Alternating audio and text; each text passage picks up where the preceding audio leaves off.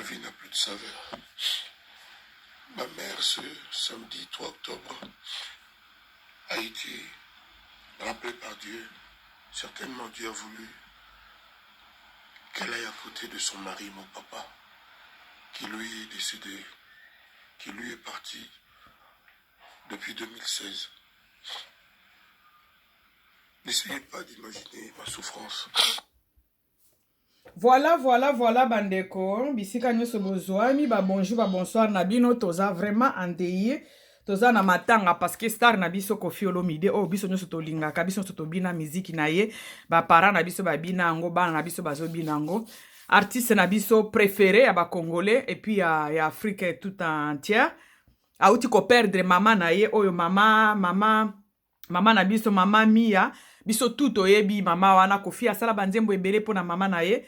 En tout cas, toye kaka awa pona komeka ko partager cette douleur avec ces douleurs avec notre star, notre artiste Koffi Olomide oyo tolingaka mingi. Koffi sa mama eza blague te. Koffi auti ko perdre mama na ye lelo le 3 octobre 2020. Mama ya Koffi, mama na biso, mama Mia oyo batu ebele ba yebi et puis batu ebele ba défendraka comportement malamu ya mama wana parce que olandi ba vidéo ya ba danseuse o ba vanda na ndako ya mama Mi le babande ko vanda nano epa Koffi ba danseuse ebele na ba musicien ba Suzuki ba témoigner mama wana ki aza mama moko vraiment ezate ke po mutu akufi nde foto kumisa ye mama Koffi mututu alobelaka malamu ki aza mama moko ayebaki ko vanda na bana nyoso oyo mwana na ya bande ko travailler na bango. Alors, Koffi boti kolanda na debi na laksibino, Koffi azolela, a perdre mama na ye eza blague te bandeko, kokufisa moko na ba parents. Tokoloba ke papa ya Koffi akufa na 2016. Ezalaki vraiment esalaka biso nyonso pasi makasi parce que Koffi akokai komona ebembe ya papa na ye te parce qu'il ne pouvait pas koya na Europe. Basalaka ye ba embargo wana pona ba makambo na benga ngwata embargo. Basalaka ye ba interdiction wana ya koya na poto pona babiloko bafunda ye ba danseuse et tout. Donc bakunda papa ya Koffi na poto Koffi akoma te. Esalaka pasi vema pasi mingi na biso nyoso na 2016. Aujourd'hui il y a exactement 4 ans. Mama na ye pe mama na biso mama Mia oyo Koffi a yembele banzembo o Koffi a présenta ye biso lokola donc mama national quoi mama ya batu nyoso to yoka pe loka mabe pa mama wana te azalaki mama moko oyo abande ko soutenir musique ya mwana na ye abande ko sunga ko soutenir bana otu ba danseuse na ba chanteur oyo bazalaki ko yepa Koffi mama Mi azalaki wana pona ko encadrer bana wana et puis ko fandisa bango kutu na kati ya ndaku na ye na ba témoignage automona kaya ba danseuse na biso ba pesaka. Aujourd'hui cette maman là, cette dame là de grand cœur, elle n'est plus. Akufi lelo, mes condoléances à toute la famille de maman Mi, la famille de Koffi Olomide notre star. Mes condoléances à la famille toute la famille privée. La famille privée à Koffi Olomide te présenter kakaba mes condoléances. Nous sommes obligés de faire cette petite vidéo parce que tous ala kanakati ya media to kikoti ke loko ane le kaboete sans que biso peto lobelango pona kola kisake nous sommes à cœur avec notre star préféré Koffi Olomide oyo alembakate kopesa biso babiloko oyo ebini sakabiso. En tout cas, mes condoléances na famille restreinte, la famille ya famille penza oyo privé ya mama ya papa na biso Koffi Olomide. Mes condoléances na bango nyoso, c'est la vie.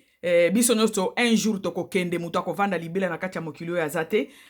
Biso tout un jour toko tika mokili yo tozali ba passager na kati ya mokili yo. C'est le truc que je peux mettre dans votre cœur pour vous dire tout simplement que eza eloko ekomaka soki azalaki préparé ako kende na ye kovanda epai Yesu akendaki ko préparer biso akozela enlèvement mokolo Yesu akoya kozwa biso akende na ye kovanda na place Yesu akendaki ko bongisela biso pembeni ya papa na ye. Donc ezali eloko ekomaka ezali liwa eza wana tolinga te nous sommes obligés de passer par là.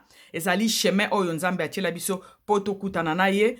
On peut que dire que lukumu ezonge pa ya tata na biso Nzambe oyo akela biso oyo ayebi mukolo ya moko na biso. Je donne aussi mes condoléances na toute la famille nyonso musicale ya Koffi Olomide. Na pesi bango tout mes condoléances. C'est arrivé ba fan nyonso ya Koffi, donc tolo bakaka monde entier ba fan nyonso ya Koffi Olomide ba mes condoléances na bino. Ezali eloko ekomi, on peut rien faire si ce n'est que kozongisa matondo epai ya Nzambe. Po alobaki na ba circonstance nyonso tozongisaka kaka matondo epai na ye, tozongisaka merci epai na ye, tosengaka merci epai na ye na likambu tout ekoki kokomela biso na vie, liwa y compris. Ezali séparation, ça fait mal, mais ezali nzela ya mutu nyonso. Na pesi ba fan nyonso na famille musicale nyonso ya Koffi, na famille extrainte nyonso ya Koffi, na pesi bino ba mes condoléances. Mutu nyonso akozala touché pona liwa ya mama Mia na biso, mes condoléances na bino, tozala kaka fort et forte parce que ezali nzela ya mutu nyonso. Je peux dire à Koffi, j'ai eu pitié vraiment na bimisima ya misole na moni vidéo place Koffi azolela to mesana Koffi na biso ya koseka ya ko bimisela biso ba musique oyo ebinisaka biso. Et lelo tomoni Koffi vraiment asali vidéo aza kolela mamami oyo a contribué ebele na kati ya musique na ye en tant que maman afandisa ba danseuse epa na ye, asokipa na ba danseuse alambela bango, asokipa na organisation ya ba musicien ya mwana na ye. En tout cas, Koffi Olomide, encore une fois, mes condoléances à toi, na famille na yo mobimba. Boyeba ke zanzela ya mutu nyonso, que nous voulons ça ou pas, et koko makaka liwa ezawa na tant que tobotami toyebi ke étape ezali, étape ya liboso ezala kobotama, étape ya mibale ezali ko vivre. Comment ozo vivre pour que o préparer kozonga na biso tozonga kawana kokufa. Eza étape ya vie ya mama ekomi 3e étape na ye akei kopema pe kozela kozonga ya Yesu. Ba témoignage na ye kaka ya biloko malamu ya salaki nde eko accompagner ye pour que avanda place ya malamu pona kozela kozonga na Yesu. En tout cas Koffi to sengi yo vraiment to pesi yo mes condoléances soit fort na bande konyoso ya Koffi ba yaya na ye ba leki na ye parce que Koffi abotami ye moko te pa mama na biso mama Mia baza azana ba leki azana ba yaya bozala vraiment makasi. Bobungisaki papa ya 4 lelo mama akei bo comprendre kake ezanzela boyeba ke ezanzela ya biso nyonso tolinga te bango ba vivre quand même temps na bango mama vivre na temps na ye lelo Nzambe a préféré kozwa molimo na ye biso tokotikala esala tout ça biso penza mabaku te Koffi et tout ça penza mabaku mingi te okoki kolela c'est normal ko perdre être cher esala pasi mais après kolela kobimisa maya miso ezalaka bien elongolaka pe na pasi na kati ya motema. Après kolela il faut kopesa kozongisela kaka kosenga Nzambe merci et puis komeka koprier kaka po Nzambe abatela ye place moko ya bien en attendant retour ya Jésus. Ye atambolaki na ye pa ba témoignage ne ya malamu eza ebele, atambolaki na ye na ndenge ya bien, ba témoignage ya bien ezali soki okoti na YouTube omona ndenge ba danseuse bapesaka ba témoignage mpona mama Mia ba journaliste pe ba Suzuki ba pesa ba témoignage pona mama Mia na makambo nyonso ya malamu abandeki kosala bongo nde ezalaka soki mutu akei ba témoignage ya kitoko etikala pona ye. Mama biso ake molimo ne kende kopema na kimia azongisi molimo epai ya Nkolo Nzambe babiso oyo totikali nde toyeba ndenge nini ya komilengela po biloko ya boye soki bastar bazo perdre bato parce que Koffi akokai kozanga mbongo te ya kosomba soki basombaka bomoi na ndimita enge azanga mbongo osomba bomoi ya mama na ye asombi yango te. Pourquoi? Parce que ezali eloko Nzambe mutu atiaka soki Nzambe azwi pema basombaka yango te mutu ane fo akenda toyeba ndenge ya kose comporter tant que tozawa na mokili biloko ezokoma ekoma na niveau ya kokomela batu na biso bastar na biso toyebi ke baza na ba pouvoir moko boye baza na ba mbongo moko boye ba osomba pe pema mais Nzambe alinga alakisa biso ate ya biso na eloko nyonso ekomaka na kati tout autour na biso na liboso ya miso na biso po ete ya biso po eloko moko te Nzambe asalaka o ezalaka mateya te nyonso Nzambe asalaka ezalaka po ete ya biso de près ou de loin epesa biso leso moko boye elingi kolakisa biso kaka liwa ya mama Mia na biso mama abande azamba témoignage ya bien na kati ya media na biso en ligne mais ko perdre ye lelo azape na mwana na azana ba mbongo ko perdre lelo epesa biso ka leso ya koyeba ke toyeba komilengela tous les jours. Mama peut-être ya akufi na ye asali na ye vi na ye. Est-ce que yo kokoma na age wana ya mama Mia? est-ce que eza ba question il faut to mi posaka l'air toza na bomoi l'air liwa eye ko frapper na ba porte na biso tozalaka wana komi posa ba question mama mi akei mwana aza na mbongo nyonso okepe kosomba pema asombi yango te a combien plus fort ngai nga mutu naza na nga mutu normal donc je dois être préparé tout le jour bandeko liwa ebetaka porte de liwa esom elobate ke nako ya lobi epesa rendez-vous te j'allais dire. Vous allez m'excuser. Liwa epesaka biso rendez-vous te. Ke bozela na koya lobi te. Liwa betaka porte na air nyonso alingi. Donc to milengelaka tango nyonso. Biloko nyonso ya mokili etikalaka. Mama mi na nyonso oyo to bande komona na nyonso mwana yazane na nyonso o kofi alingaka mama ne wana. Mais lelo eloko etikala ezaka maya miso oya pesi. Parce que aza incapable de changer cette situation. Incapable de ya kozwa mama ne na kati ya liwa. Donc to milengelaka bandeko mbongo to succès ekanga o misute nzambe azala liboso makambo nyonso le tozo sala ba acte to yebaka eloko no sala eske ko tutsa baninga mabaku parce que lobile na okende témoignage na nge tikala na ndenge ya mabete to pensaka vraiment na eloko wana eske le na okufa na okende wapi eza eloko il faut vraiment ezalaka na kati na biso po ekoka na ko fortifier ka biso pe ko tida biso ko tambola na ko banga nzambe. Mama wana azanga ki mbongo te. Mama wana azanga ki eloko te melelo akei. Donc mama wana azaki na succès yebana ki koleka par rapport na nzela ya mwana na eko fiolomide. Mama mi ya mututu ayeba yembele na banzembo melelo akei. Donc succès ko ki ko arrêter liwate. Mbongo pe koki ko arrêter liwate. Eza biloko ekomaka na kati ya communauté na biso po epesa biso leçon. Bandeko soki liwa ekwei boye epesa ka biso olia ko kontela ba critique ko luka ba beze oboko sala pona liwa ya mutu. To meka na no yo moko na no zongi na kimoto lobi mama azo kufa mwana mama akufi mwana aza na mbongo be aza pe na succès.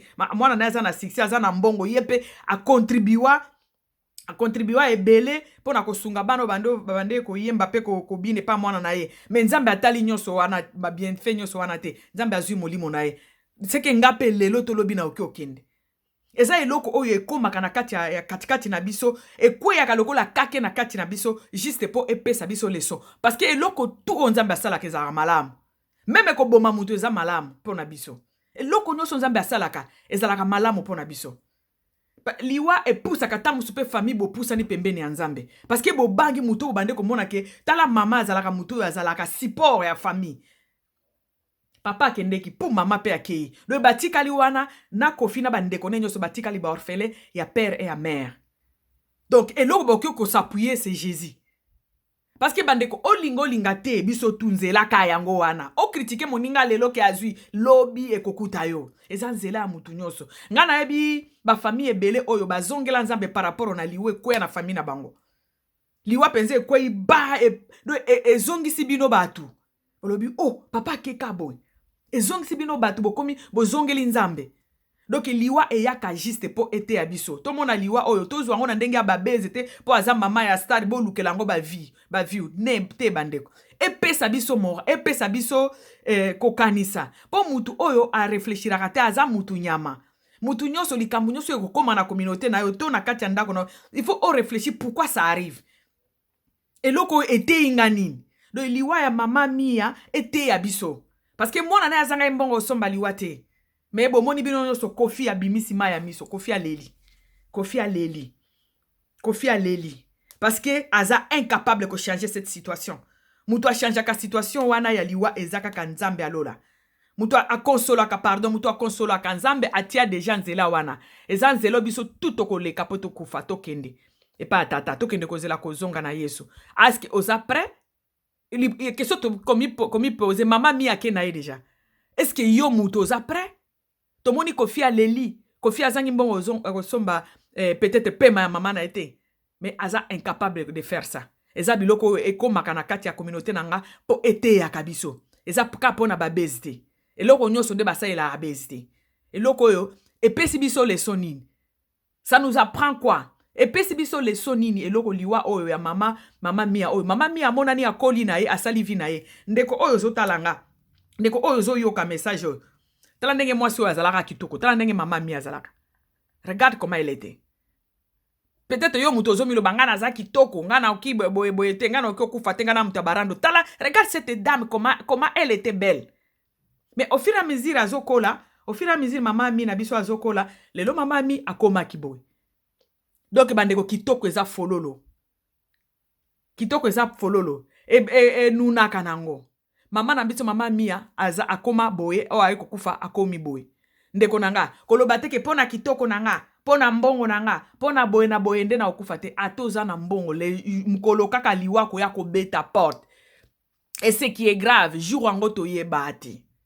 Moi quand j'ai vu ça, na uti komo na place Kofi Azolela, et pesa kinga inspiration na ya ko sala moi petite vidéo pona ko ebisa mutu o nyoso akolandanga ke liwa ozala riche, ozala pauvre, ozala belle, ozala mukolo, ozala mwana muke, ozala liwa ebetaka porte à chaque moment, na moment o ye moko asepeli koya.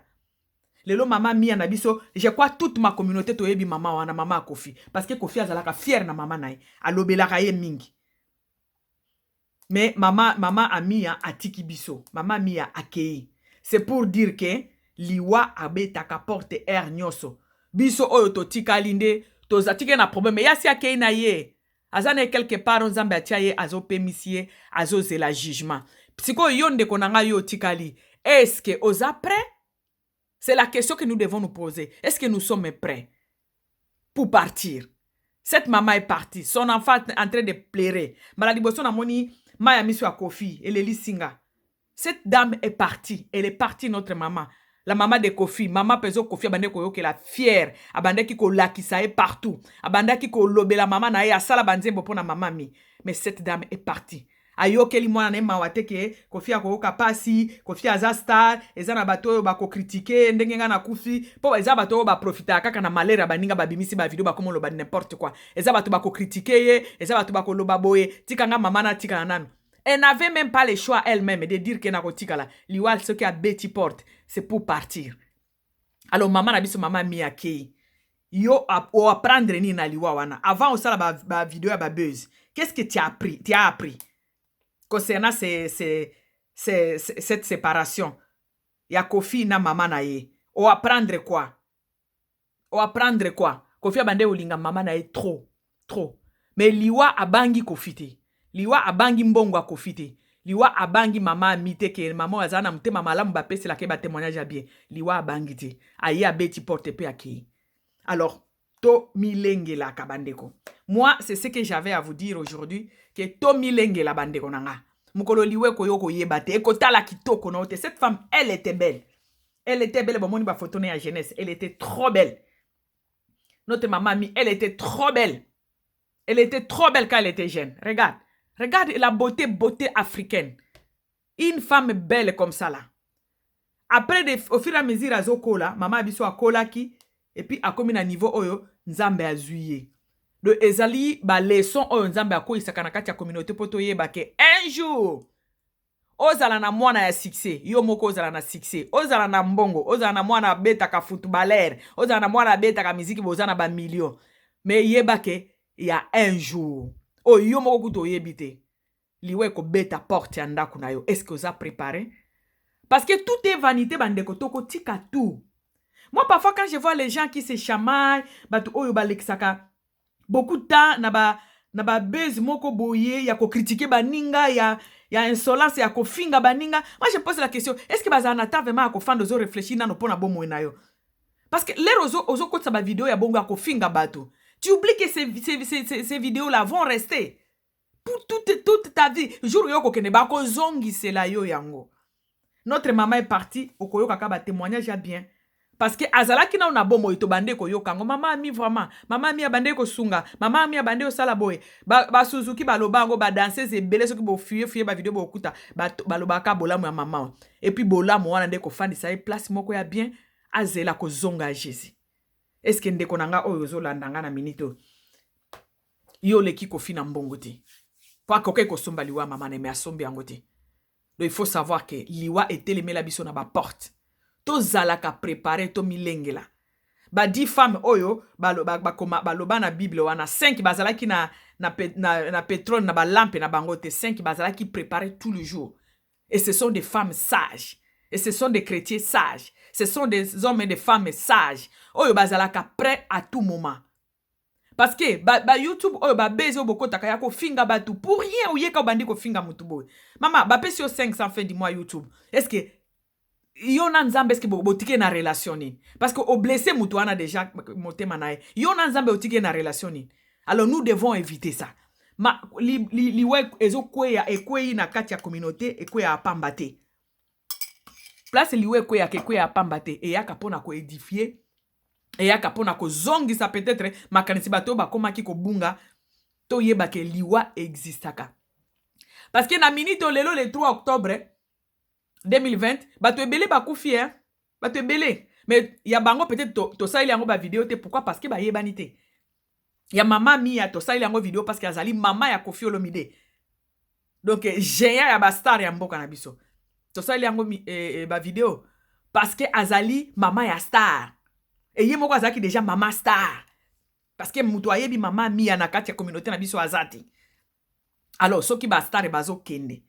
akombe plus fort yo kaka oza fan ka Koffi akombe plus fort yo mutu kaka ozo yo kabiso ndenge to loba akombe plus fort ngai mutu na oloba bandeko to milengelaka parce que tout oyo tozo mona na mokili vanité de vanité kotikala tout oyo tozo mona ozwa 100 000 vies 1 million de vies na vidéo moko tout ça là va rester mes amis babi okoko batu musu pezo mona apanzani abebani na batu nyonso pona ba matériel pona ba bien matériel obebani na mutu nyonso ozobosana ke mukolo okokufa bakotio na 1 mètre sur 80 bakotio sur 2 mètres sur 80 babwaki okuna tout naba ndako naba jipe naba tout etikali alors ce qui est important ezoya après liwa nde il faut tokengela donc toza awa ndenge tolobaka tosalaka fitire ezalaka po eza lampe tosimbango présent pour que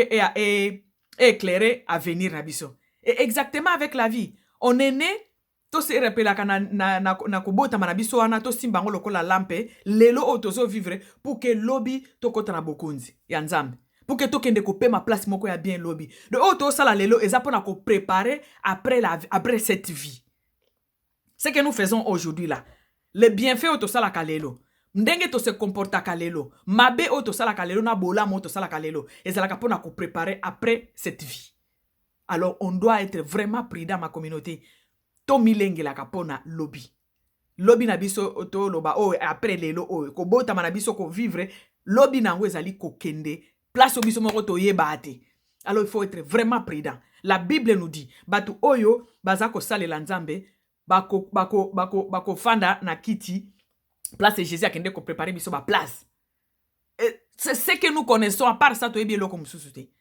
Ezalaka mibale ou bien osali bolamu te ok na lifelo osali bolamu ok ko vanda place Jésus akende ko préparer biso ba place. Alors mutu nani yango ko linga ke do fanda na kati ya lifelo. Alors continue on doit continuer à faire du bien pour que mukolo toko kende poto ebitante liwa pezela te ke mama mi kuto azu pesa chance na ye akokisi ba age moko boy pona yebi age nete a na otanga ngote akokisi ne ba age moko boye na elongo mona mama biso akoli na ye to banda ko ke bandakala mais est-ce que yo ndeko nango za na 20 ans est-ce que kokoma est-ce que comment na age ya mama mi po lo bakena zana no jeune na ko salela bola mute na zwana no ngambongo nano ya YouTube na finga ka na ngabatu après nde bien na sala ka ba commenter na fanda kana sia clavier na ngana finga ka batu bazoba ba nini je ne sais pas quoi après na ko préparer yango bongo soki liwe beti et petit porte lobby donc to se prépara ka po lobby na biso ya après liwa e ko vivre a eza kufa après kufa na lero ko kufa okende wapi. Donc, on doit essayer de faire du bien pour que tout kende parce qu'il y a que des chemins ou bien ok na moto ou bien ok on va dans la kiti yeso akende ko préparer biso. Alors nous les chrétiens parce que ma communauté ma communauté 80% plus de 80% tous akaba chrétiens. Et c'est pourquoi je vous dis que tout se préparer pour que mukoto ko kufa biloko tout to zomona to tikango. Alors on se prépare pour le lobby na biso ezali après la mort.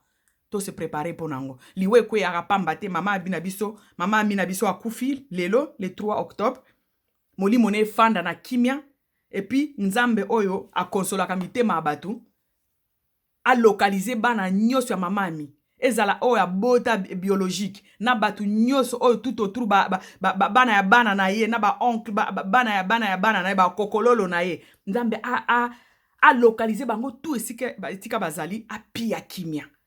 Parce que mutokyo pesa ka kimi ezaka kanzambe parce que na bango tu mutokyo longola liwa wana azate mama abiso akei kimia ya nzambe ekoka na kokuta bango bisika nyonso bazali kimia ya nzambe localiser bango po pasi wana ebendela bango ba maladie te epesa bango pe kobanga nzambe epi kotambola na kobanga nzambe mbala liboso na moni Koffi Aleli na kati ya video ebimisinga ma ya miso aussi esalenga pasi nalobi wao esuwaka makasi eloko liwa esuwa séparation ya moto olingaka esuwaka makasi mais tosengaka force epa nzambe parce que il est le seul qui peut consoler ba cœur brisé nzambe a localiser ba kokololo ba koko bana ya mama ami partout bazali na ba témoignage malamu batu basalela kai na ba YouTube nzambe a localiser bana na ye ba koko na ye ba kokololo na ye partout bazali a localiser bango puis atia consolation na kati ya mitema na bango liwa oyo ezala liwa ya mama ami ya koko na bango ba misusu ya kokolo na ya bana na ye liwa ya mama ami ezala libaku te po na bango mais nzambe a consolé mitema na bango. Merci beaucoup bandeko nanga ya muke nazalaki na yango oloba yango wana le na moni vidéo je me suis dit le na moni vidéo ya Koffi Azolela je me suis dit je dois dire quelque chose c'est cette mort fona lobe eloko moko pona liwa oyo eloko nazalaki nango na kati ya motema yango wana soki basombaka liwa mbele Koffi asomba liwa mama na ye mais elakisi biso ke basombaka liwa te elakisi biso ke totambola na kobanga nzambe tout est vanité tout mais koloba te ke tout est vanité batu bele batiaka ngo na modèle ke ezala ke lokolo ozobisa batu ba travailler lisusu te parce que tout est vanité te nazoloba mo na concept wana te nazoloba tout est vanité na sens ke soki ozozwa bambongo no na ndenge ya musala obundaka oluka mbongo no po ozala stable parce que kozanga pe ememaka na masumu ememaka na jalousie ememaka na mtema mabe ozala na mwa eloko minimum pour vivre soki ozo se battre po nango ozala na quelque chose po na ko vivre soki pe nzambe afulukisi yango ezala ebele ezala na yango ebele mais ezala na nzela ya bien ya kofinga te ya koyiba te ya kosala batu mabe te mais lero oza pe ozoluka pe ba bien wana milobaka na kati na oluka ngo pona ko vivre mais je sais que na kokende na lola na eloko moko te tout est vanité et c'est ce que ekoki kozala lokola hymne national na kati ya biso ba chrétien que tout est vanité. C'est que je suis en train de chercher la vie musalo na la mukana 5 nazo kende ko luka po ba futanga fin du mois pona vivre mais na okipenza ko teka molimo na ngate pona biloko mokili parce que lobi na okende na kotika ngo na okiko sala moninga na nga mabete kaka pona zwa biloko mokili parce que lobi na kotika ngo na sens wana ndeto bengaka ndeto lobaka tout est vanité mais na sens te ki ya ko décourager batu ba luka vite et puis o luka ngo na ndenge ya positif o luka ngo na ndenge ya onuire na vie ya batu misusu te o luka ngo na mutu fait travailler ta tête là sala ba formation na yo pour que o gagnaka quelque chose chaque fin du mois pour que o fulu soki ko fulu nzaba ko fulu kisango na ndenge ebele ezala ebele mais ezala eloko ozui na ndenge ya bien ezala pona ko ezala na ndenge ozui ya kosala baninga babe po ozwa mbongo to ko boma moninga kotiela moninga poison po récupérer biloko na ye kotiela ndeko no poison po récupérer bandako na ye wana eza yango tolobaka vanité de vanité osali yango et puis lobi yebaki okokufa alors tozwaka na ndenge nzambe alingi tozwela na ndenge ya kobunda na kobanga nzambe na koyeba o nazo sala eske ezali sumu te oyo ezana osala eske ezali sumu te lero ozwi 1500 na YouTube parce que ofingaki batu wana tuti bango déjà libaku osali déjà lisumu oyebaki biloko nazo sala tout est vanité lelo mama na biso aza devant vinaye yemoko akoki nzambe akolakisa nzela akoleka par rapport à babiloko asalaki donc vi na biso sur terre to préparaka liwa na biso eloko oyo ekwei na kati ya communauté elakisa biso ke tout est vanité ke nyonso ekoleka tout ekoleka même biso tokoleka kobeta tolo makasi te ekoleka tout va passer tout nyonso eza na kati ya mokili ekoleka bandeko nanga komi kotisa na lifelo to pona biloko ya mokili tout ekoleka tout ekoleka totikala na kimia na nzambe j'espère que liwa oyo ekobenda ba polémique ezanga mituna makolo te to banga to tambola na koyeba ke tout est vanité puis nyonso ekoleka mama mia na biso atiki biso mama ya Koffi Olomide molimo na evanda na kimia nzambe alokalize bana na ye bakoko na ye bakoko na ye atia kimia na kati ya mitema na bango pour que batutisa malibaku te na liwa oyo ba comprendre ke eza liwa eyaka ekutaka pe mutu tu ekokomela mpe mututu yake lelo lobi eza mutu mususu lobi kuna eza mutu mususu donc ezalaka tour wa tour mutu na mutu aza na tour na ye bacomprendre eloko wana et puis absence wana nzambe mutu arempli motema na bango mpo absence wana basentir yango mpenza makasi te nzambe mutu aremplir bolingo na kati ya mitema na bango ya moke nazalaki nango mpo na liwa ya mama na biso mama Mia mama ya Koffi Olomide Koffi Olomide encore une fois mes condoléances na yo na famille no mobimba nzambe alola akokana kopesa bino kimia bandeko na nga bafani ya Koffi